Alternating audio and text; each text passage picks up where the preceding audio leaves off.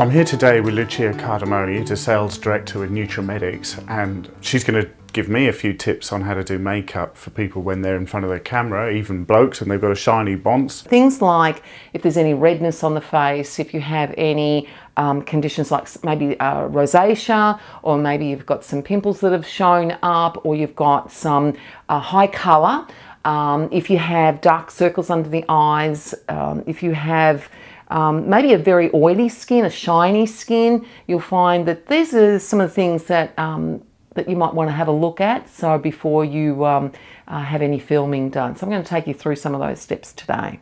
Lucy's my model today, and so there's a couple of little things happening here for Lucy at the moment. So what I'm going to be doing is showing you how to cover these things up. So in the makeup world, we talk about that being priming, concealing, and so we're going to, there's a number of things that you can do. So one is to apply a concealer to cover up the redness. Now, in the range that I'm aligned with Nutrimetics, there is a product that we have which is called Corrector Mint, and it's a green product. And for those of you that are into colour, you'll know that green camouflages red. So when we apply this product, okay, what I do is to apply it on the back of the hand, and I thin it out on the back of the hand, and with the warmth of the finger I'm actually going to be applying it onto the red spots.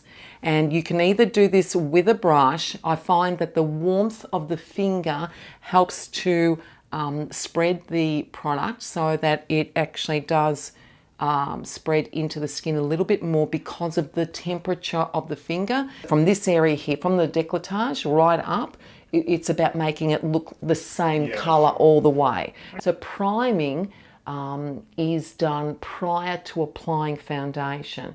So if Lucy had have had a really oily T-zone, I would have actually applied our face primer, and that is applied through the oily areas. It helps to absorb excess oil. If you're applying only a mineral powder foundation, you're going to apply the concealer before the mineral powder.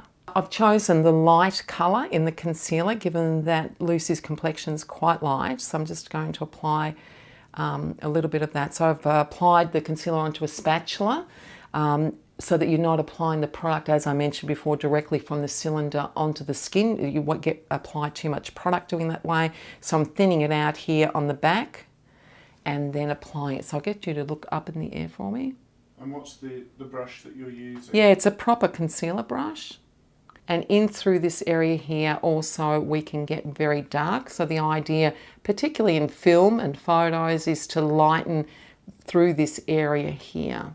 What we call a deep set eye. So when the eye is deep set, to bring it forward, you know, that illusion of bringing the colour forward is about light colours bring forward, dark colours set back, Men, don't start just doing things to your eyebrows.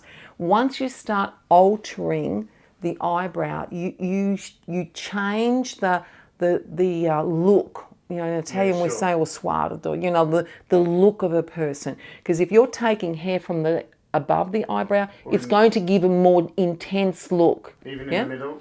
In the middle, just for guys, just to take a few strays. Any long ones, I'd probably just trim them a little. So there is the mineral powder. I've used the largest of the brushes in grabbing some product from our palette. And then what we find works best, what I find that works best, is when you're starting to apply the mineral powder, is to start from the neckline going up and rolling it onto the face. So I'm going into the lightest of the colours, as we said before, with Lucy's fair complexion. So it's making sure you're choosing a colour that is closest to the skin colour. That's great.